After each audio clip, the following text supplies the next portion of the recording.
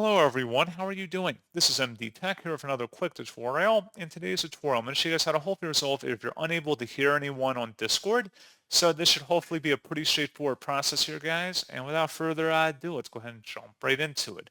First thing I recommend doing, make sure your phone settings are turned up, like the audio. Make sure that your apps are working, because if it's not just Discord, you have a phone issue, not a Discord issue. But if you've isolated the issue specifically for Discord, you can open up the app and select the U button in the bottom corner to open up your profile page. Then select the gear icon up in the top right.